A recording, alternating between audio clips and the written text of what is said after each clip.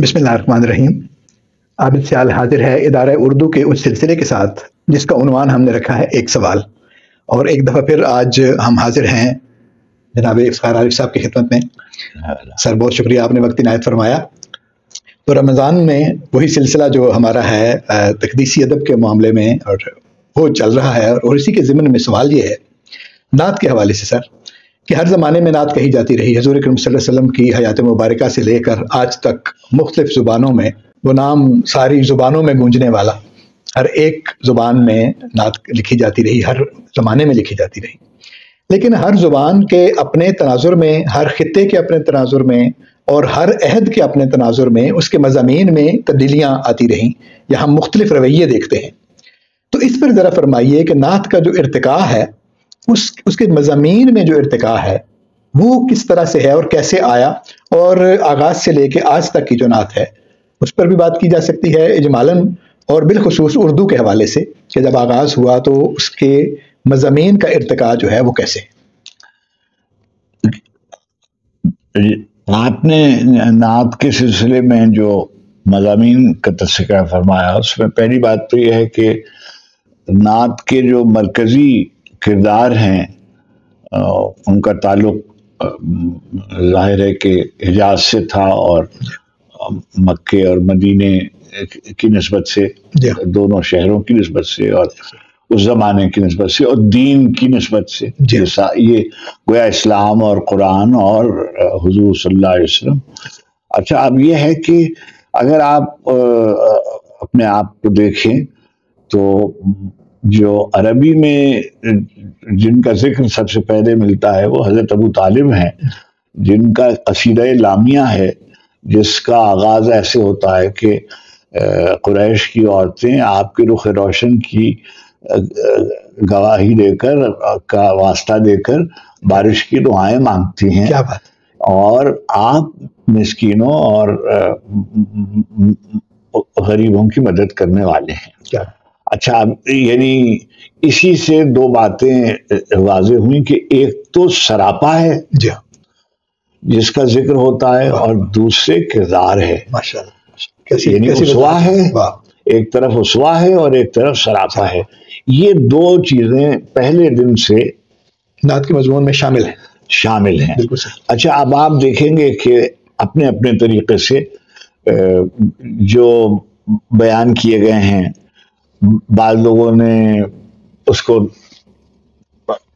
تصویر کی شکل میں دی ہے سراپا کو، اور ان لوگوں نے خطاطوں نے اس کو لکھا بھی ہے 100 طرح سے اس کو۔ ہمارے گھروں میں آویزہ رہتی ہے، حلیہ مبارک جو ہے وہ ایک صنف تھی، جی ہاں، ہے نا، تو سراپا لکھا جاتا ہے، اور سب نے سراپا اپنی اپنی طریقے سے لکھا ہے۔ اور ایک بات، دوسری بات یہ تھی کہ ایک اس زمانے کی صورت احوال یہ تھی کہ جو کفار قریش تھے وہ اسلام کے خلاف کچھ لکھتے تھے، تو ہمارے جو ہماری طرف کے جو شعراء تھے وہ جواب میں لکھتے تھے، تو وہ پیش نظر ہے کہ جیسے مثلا حضرت کعب کا جو قصیدہ ہے وہ فتح مکہ کے بعد کا ہے، جو قصیدہ بردہ شریف، اب اس میں انہوں نے استعمال کیا کہ حضور کی جو تلواریں ہیں وہ سیوف الہند کا لفظ استعمال کیا، تو سرکار والا تبار نے اس کو کہا کہ اس کو بدل لو اور اس کی جگہ سیوف اللہ اگر کر دو۔ کتابوں میں آیا ہے کہ حضور نے بعض لوگوں سے سنا، بعض اشعار کو سنتے تھے اور پسند فرماتے تھے، تو یہ تو سب چیزیں اپنی جگہ پہ ہیں۔ تو سراپا لکھنا، اور اچھا دوسری ہے کہ ان کے حوالے سے دعا مانگنا۔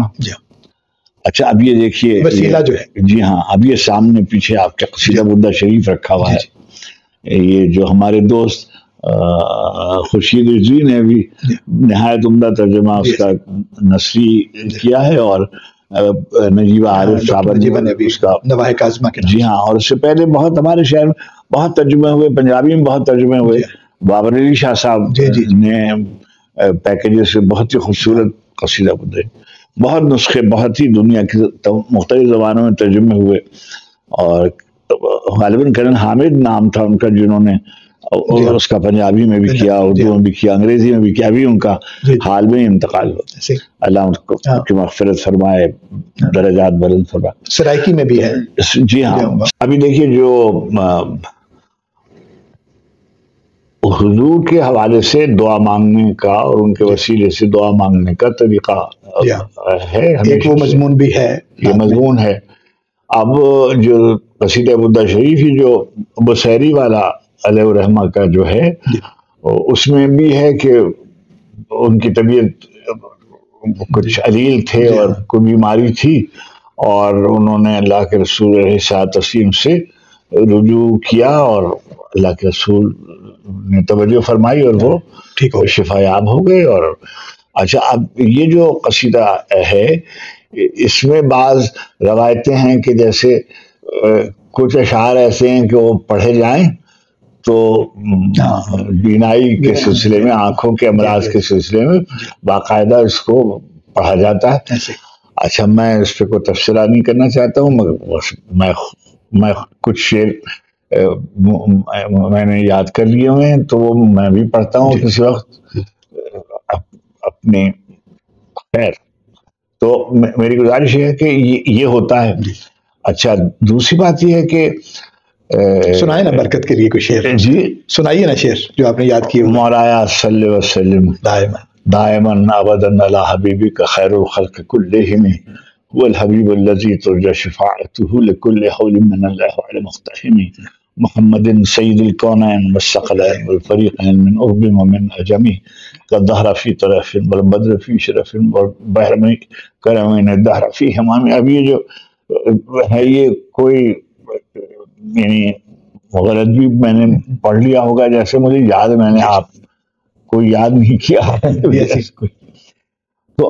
یہ پڑھے جاتے ہیں۔ اچھا، اور سعادت ہے، ظاہر ہے کہ بے شمار معجزات اور اس سے وابستہ روحانی انسلاک جو ہے نا، وہ وہاں تک جاتا ہے، تو وہ سب اس کا ہوتا ہے۔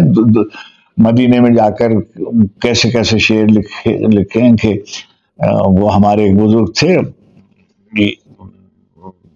سارے عالم میں کہیں بھی کیا گھوم پھر، یہ مدینہ ہے، یہاں آہستہ چل، در پہ آیا ہوں بڑی مشکل کے بعد، اے میری عمر رواں آہستہ چل۔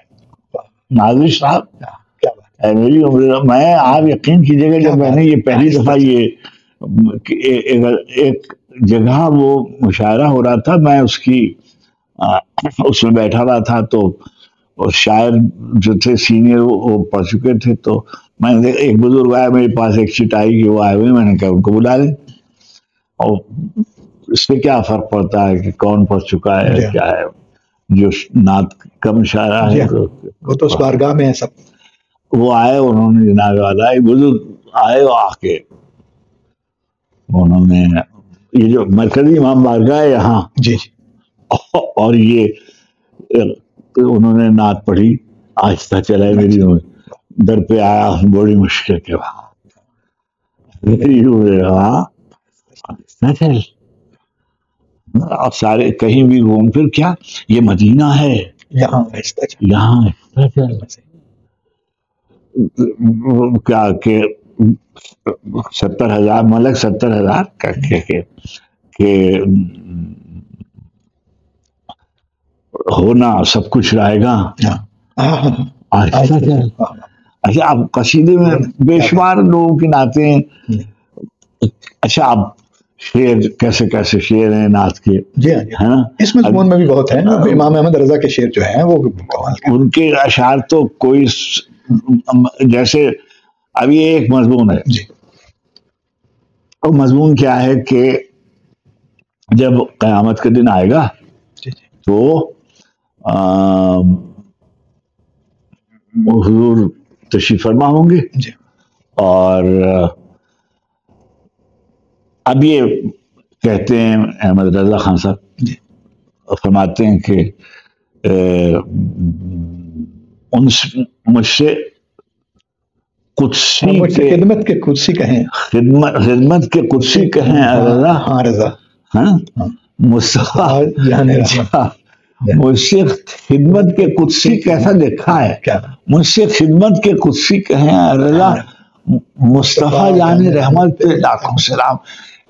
ذرا وہ سا قصیدہ سنائیے گا وہ جو شروع ہوتا ہے مصطفیٰ جان رحمت پہ لاکھوں سلام، یعنی یہ کہہ رہے ہیں جی ایسے کہ مجھ سے خدمت کے قدسی کہیں ہاں رضا، اے رضا یا ہاں رضا مصطفیٰ جان. ہاں رضا کہ ذرا سناؤ بھائی، ذرا وہ سناؤ. اچھا کیسا اس کو محسن نے بھی لکھا ہوا کہ سمت کاشی سے چلا جانب متھرا بادر. اس کے جو آخری شعر ہیں کہ کہنے جبریل اشارے سے کہ ہاں بسم اللہ. کیا بات ہے، کیا بات ہے. دیکھیے یہ التزام کیا کہ حضور نہیں کہے جبریل اشارے سے کہ ہاں بسم اللہ سمت کاشی سے چلا جانے بے متھرا بادر. سبحان اللہ. مولا کی وہاں پہ بھی فرشتوں سے کہلوایا. مولا کی نوازش نہاں کھلتی ہے، مولا کی نوازش نہاں کھلتی ہے، قسمت میری پیش قدسیاں کھلتی ہے. کہہ دو یہ ملک سے گوش بر آواز رہیں مداح پیغمبر کی زبان کھلتی. ابھی جو محسن ہے کہ عزیز لکھری بزم توحید میں تبلیغ کا جامع آیا کوئی پہنے، بزم توحید میں تبلیغ کا نامہ آیا کوئی پہنے ہوئے قرآن کا جامع آیا، کوئی پہنے ہوئے رخ مصطفیٰ ہے. مفتی لطف بدائنی رخ مصطفیٰ ہے وہ آئینہ کہ اب ایسا دوسرا آئینہ نہ ہماری بزم خیال میں نہ دکانیں آئینہ ساز. کیا بات. نہ ہماری بزم خیال میں نہ دکانیں آئینہ ساز. اچھا روز ہم پڑھتے ہیں کیونکہ سب بچے کو شعر یاد ہے، لیکن آپ یہ دیکھیے کہ پوری اسلام کی روحانی روایت کا جوہر اقبال نے نظم کر دیا ہے دونوں زبانوں میں. کہ محمد سے وفا تو نے تو ہم تیرے ہیں. یہ جو تو ہے کیسا پڑھا آپ نے؟ واہ واہ جی. تو ہم تیرے ہیں. ہاں مطلب اگر یہ نہیں آپ کو غلط فہمی نہیں ہونی چاہیے. کیا بات. کہ محمد سے وفا تو نے تو ہم تیرے ہیں. لوح و قلم یہ جہاں چیز ہے کیا ہے نا. اچھا فارسی میں کیسا لکھ دیا؟ یہی مضمون ہے نا، یہ تسلسل ہے اسی روایت کا. جی ایسے بمصطفیٰ خیش را کے دی ہماؤس اگر بہو نہ رسیدی تمام بولحبیس سب. اگر وہ نہیں ہے تو کچھ نہیں، تو ساری باتیں ہیں. اگر بہو نہ رسیدی تمام بولحبیس. تو بس یہ ہے کہ حضور کی ذات. اور کدھر لکھا ہے کہیں اقبال نے کہ یہ جو ہم کہتے ہیں عبدہ و رسولہ ہے نا، اشہد ان محمدن عبدہ و رسولہ، اس کو اقبال نے لکھا. اب دیگر عبدہ چیزیں دیگر. کیا بات کیا بات کیا بات. اب دیگر عبدہ چیزیں دیگر ان سراپا انتظار اور منتظر. کیا بات ہے. ان کا انتظار آپ وہ تھوڑی ہیں کوئی. فرق بھی بتا دیا. اب دیگر عبدہ چیزیں دیگر.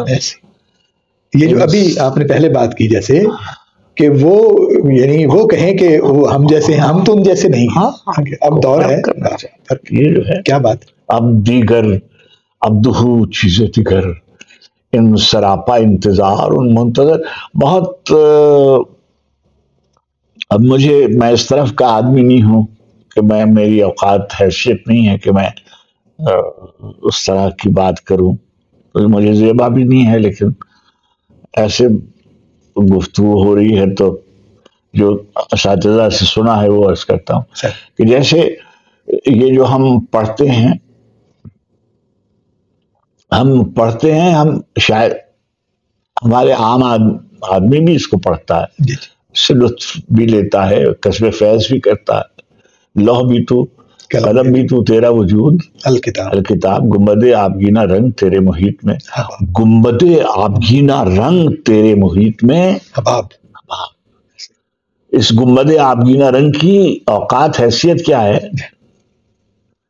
تیرے سمندر کے سامنے یہ تو اچھا قطرہ بھی نہیں ہے، حباب ہے ابھی بھی. گنبد آبگینہ رنگ تیرے محیط میں حباب، لوح بھی تو قلم. ہمارے کوئی بزرگ پڑھا کرتے تھے کہ یہ ایک حدیث کا حوالہ ہے جس میں کہ لوح بھی میں ہوں اور قلم بھی میں ہوں، لوح بھی تو قلم بھی تو. اسی کو سر اقبال نے پلٹ دیا. اور ہمارے ہاں ہمارے نقاد بیان نہیں کرنا چاہیے کہ جو آپ نے ہم پڑھتے ہیں، ہمارے یہاں ایک فرقہ کہہ لیجئے، ایک نقطۂ نظر یہ سامنے آیا کہ حضور یعنی نماز اور توحید خالص اور اس کے میں مبالغے کی حد تک کہ کوئی خیال اور کسی کا ذہن میں نہیں آنا چاہیے جب نماز کے لیے. ایسے شوق تیرا اگر نہ ہو میری نماز کا امام. وہ تو خیال دل میں لانے کی بات کر رہے ہیں، یہ اس کے پیچھے کھڑا ہے. آپ کیا کہہ رہے ہیں؟ شوق تیرا اگر نہ ہو کیا بات میری نماز کا امام، میرا قیام بھی حجاب. یہ جو حجاب کا لفظ ہے ایسی تھوڑی ہے کوئی. الحجاب، میرا قیام بھی حجاب، میرا سجود بھی حجاب. شوق تیرا اگر نہ ہو. اب آپ کہہ رہے تھے نا پچھلے میں کہ کیسے جمالیاتی اشعار. شوکت سنجر و سلیم تیرے جلال کی نمود، فقر جنید و بایزید تیرا جمال بے نقاب. میں نے پہلے بھی عرض کیا کہ جو شوکت ہے یہ پہلے ستوت تھا اور تجنیس سے صوتی تھی، مگر اقبال نے اس کو اپنے ہاتھ سے قلمزد کیا اور اس کے اوپر شوکت لکھا، اس لیے کہ شوکت سے شکوہ اور کروفر جو ہے وہ ظاہر ہوتا ہے. تو یعنی جہاں جہاں آپ دیکھیں گے کہ یعنی اتنی باریکی میں جا کر بھی جمالیاتی معاملہ جو ہے شوکت سنجر و سلیم تیرے جلال کی نمود، جی فقر جنید و بایزید. اب یہ جو جنید و بایزید ہیں یہ تو آج کل ایک ٹی وی پہ کوئی بزرگ بایزید پہ گفتگو فرما رہے تھے. اب میں ان سے کیا عرض کروں، جنید بغدادی علیہ الرحمہ نے حضرت بایزید کے بارے میں کہا کہ اہل صوفیہ میں بایزید کا وہی مقام ہے جو فرشتوں میں جبرائیل کا ہے. کیا بات.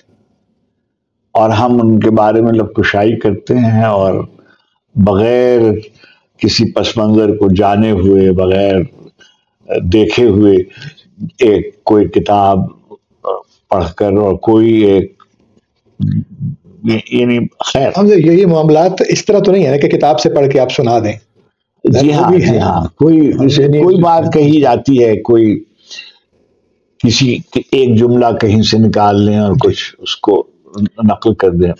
تو حضور سے بہت محبت کی گئی. اور میں ایک بات یہ کہتا ہوں کہ کسی بھی ملت مسلمہ میں 1000 خامیاں ہیں،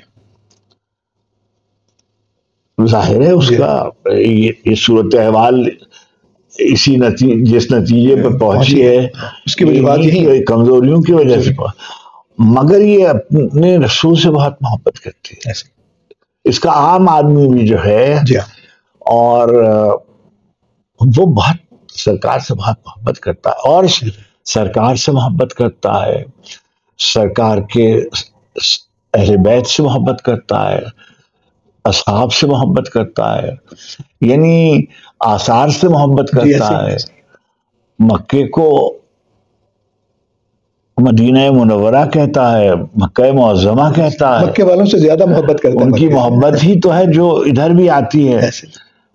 نجف اشرف کہتا ہے، کربلا معلیٰ کہتا ہے.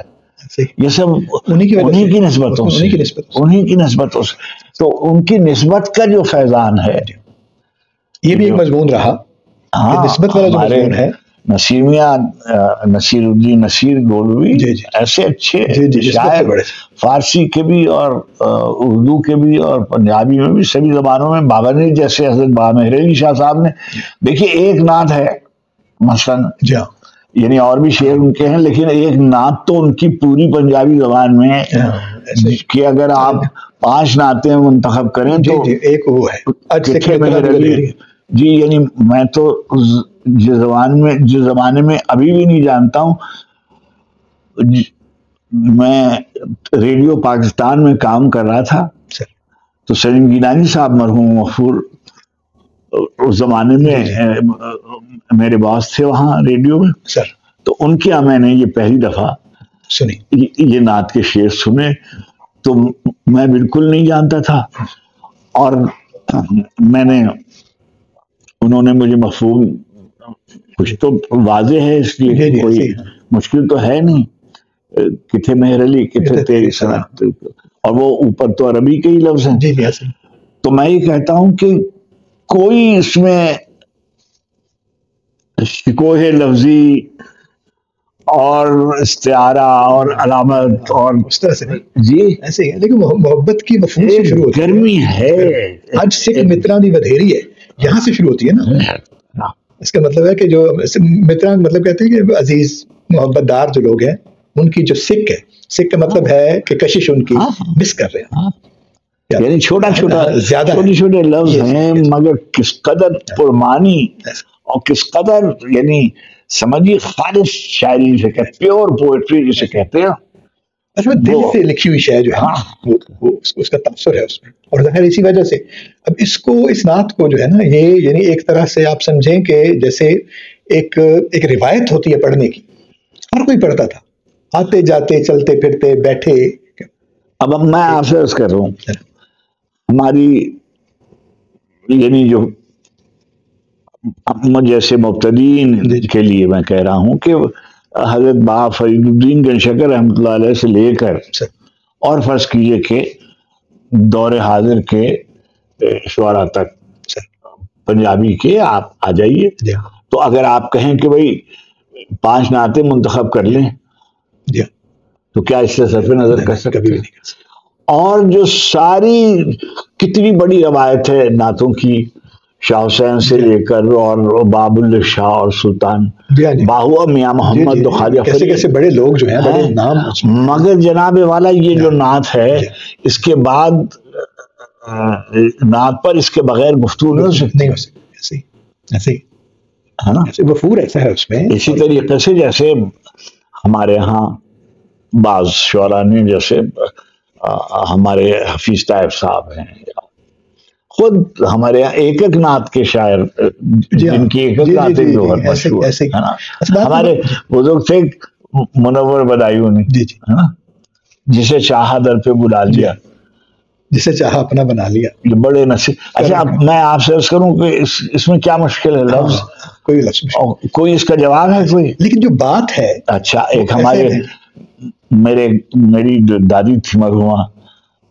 وہ بہت تھی حضرت بیدم شاہ صاحب وارسی سے، تو میرے گھر میں یعنی ان کے شعر پڑھے جاتے تھے، میری والدہ میلاد میں پڑھتی تھیں، اور ہم بھی بچپن میں پڑھتے تھے، آئی نسیم میں کوئے محمد صلی اللہ علیہ وسلم کھنچنے لگا دل کھنچنے لگا دل سوئے محمد صلی اللہ علیہ وسلم، بھینی بھینی خوشبو مہکی بیدم دل کی دنیا دہکی، کھل گئے جب گے سوئے محمد، کعبے کی جانب جانے والو آنکھیں کھولو، ہوش سنبھالو، دیکھو رخے دل جوئے محمد۔ ایسے میرا دل اور میری جان مدینے والے، یہ کیسے پڑھتے تھے، یہ پڑھتے تھے ہم بچپن میں، ایسی سگے طیبہ مجھے سب کہہ کے پکاریں بے دم، یہی رکھے میری پہچان مدینے والے۔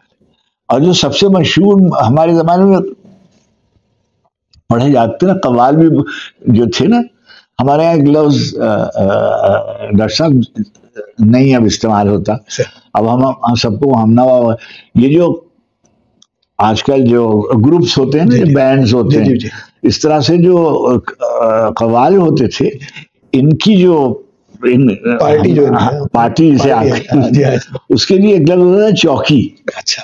کہ ہمارے یہاں آج 5 چوکیاں ہیں آج کی محفل سما میں, یعنی 5 گروپس جو ہیں وہ آئے ہوئے ہیں. کیا بات. اچھا, اب یہ جو تھے یہ سب فارسی کا کلام پڑھتے تھے, اور ہمیں تو فارسی یعنی ابھی نہیں آتی اس وقت بھی. اچھا, میں نے اب بھی دیکھا سر سما کی محفلوں میں اگر آپ جائیں صوفیاء کے پاس جو آج کل بھی ہیں, جی ہاں, تو جو ان کے پاس پڑھنے والے آتے ہیں وہ آغاز جامی کے کلام سے کریں گے, خسرا سے شروع کرتے ہیں. اچھا, عام لوگ بیٹھے ہوئے ہیں, نسیمہ جانب بتھا گزر تم پڑھے بغیر جاتے نہیں, اور لوگ سنتے ہیں رحمت کو نظر برحال عالم یا رسول اللہ کے بغیر ہوتا نہیں مکمل, محفل ختم نہیں ہوتی. تو سب کچھ تو یہی ہے. تو نعت تو جیسے میں کہتا ہوں کہ زبان کا بھی اختصاص ہوتا ہے, اور ہمیں اس پہ ناز ہے. بالکل یہی صورت مرثیہ کی بھی ہے. مرثیہ بہت اچھا لکھا گیا. یعنی میں نے جب میں ایران میں تھا تو یہ بات میں نے وہاں کہی کہ جیسا دسائی ادب ہمارے یہاں ہے, وہ قطب قلی شاہ سے لے کر اور میرنی سب مرزادبیر اور شاد عظیم آبادی اور مونس اور انس اور سلیس اور عشق اور کاشف و مہذب, اور ہمارے یہاں پاکستان میں جو شال رضا, نسیم امروی, صبا اکبر آبادی, سیف زلفی, قیصر بہروی, صفدر حسین, کرار صاحب, فیض صاحب, سیر انصاری, بلال ہلال, حسنین نقوی, رئیس امروی, کرار حسین, یعنی کون ہے مشتبہ صاحب, کس نے مرثیہ نہیں لکھا, اور کیسے اچھے اچھے مرثیے لکھے گئے. جوہر نظامی جی, منہاج صاحب, بہت اچھی نعت, بہت اچھا مرثیہ. اتنا اگر آپ تقدیسی ادب ایک اصطلاح رائج ہو گئی ہے, میں زیادہ میرا دل اس پہ ٹھکتا نہیں ہے, لیکن کیونکہ اب یہ رواج میں ہے تو جب تک اس سے بہتر لفظ نہیں آتا. جی ہاں, جی ہاں. نعت کے مضامین کے حوالے سے جو ہم بات کر رہے تھے, ہاں, اس میں بعد میں کیا ہوا, بعد میں یہ ہوا کہ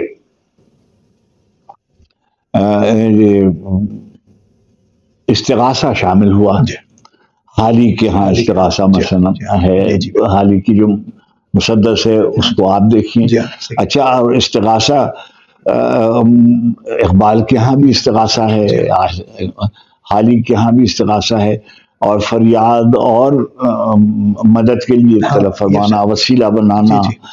مسلمانان فقیر کچھ کلاہے, رمید سینہ او سوزواہے, دلش نالد چرا نالد ندانت, نگاہ یا رسول اللہ, نگاہ یا رسول اللہ. کچھ بھی آپ کو کہنے کی, یعنی کوئی آدمی فارسی جانتا ہو نہ جانتا ہو, میری طرح کا آدمی ہو, مفتدی بالکل, لیکن کیفیت منتقل ہوتی ہے. نگاہ یا رسول, دلش نالد چرا نالد ندانت, نگاہ یا مسلمان فقیر کش کلاہے, رمید السیرہ او سوزواہے, دلش نالد چرا نالد. ہمارے زمانے تک بھی قاسمی صاحب نے کہا کہ ایک بار اور بھی یثرب سے فلسطین میں آ, یہ یہاں تک ہمارے زمانے ایک مضمون ہے. دیکھیے, ایک مضمون ہے جو کہاں سے چلا اور کہاں تک آیا. ایک ہمارے بزرگ تھے رائے سیال کوٹی سر, اور عہد شاہ جہانی میں, اور انہوں نے کبھی دلی کا بھی سفر نہیں کیا, لاہور کبھی شاید ہی آئے ہوں, نہیں معلوم, مگر تاریخ میں وہیں گاؤں میں رہتے.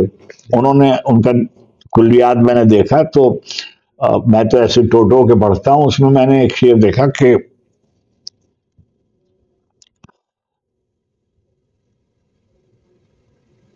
من ز خورشید قیامت چه خطر داشتے ہیں, مجھ کو قیامت کے دن سورج سوا نیزے میں ہوگا, میری بلا جانے.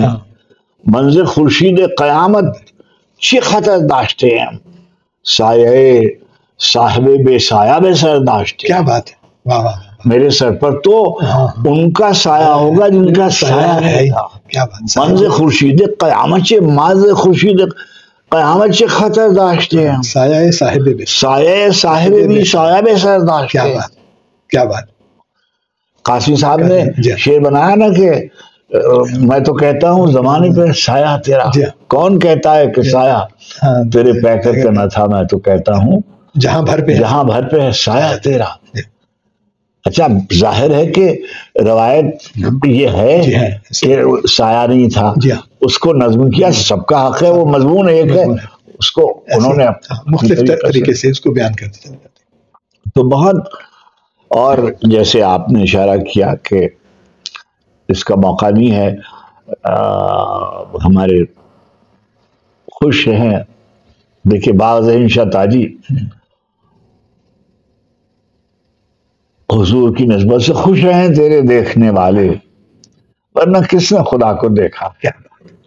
کیا بات ہے، یہاں پہ ختم۔ خوش رہیں تیرے دیکھنے والے، کیا بات، ورنہ کس نے خدا کو دیکھا۔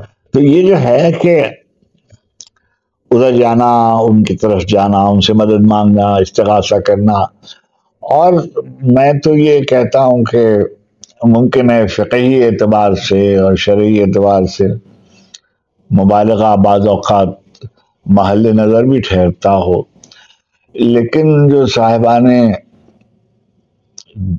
دل کہہ لیجئے ان کو تو چھلک جانے کی اجازت دی جاتی ہے۔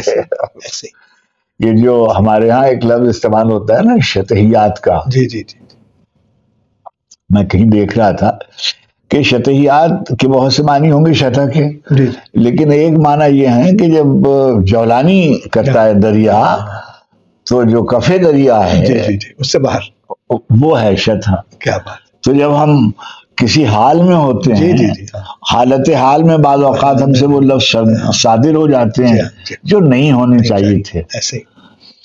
ایسے ہی مطلب باقاعدگی ہوش و حواس جو ہے وہ نہیں ہونے چاہیے، لیکن آدمی ہر وقت تو وہاں پہ نہیں ہوتا، کیا کبھی کوئی بات ہے کہہ دیتا ہے۔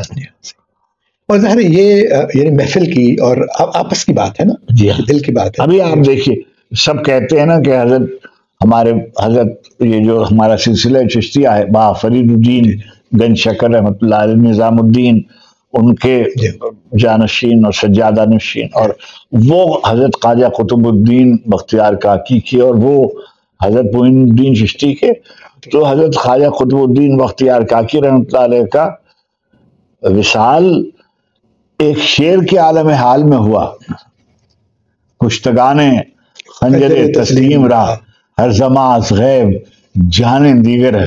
کیا بات، خواجہ احمد جام علیہ الرحمہ کا شعر ہے، کشتگانے خنجر تسلیم را، ہر زماں از غیب جانے دیگر ہے۔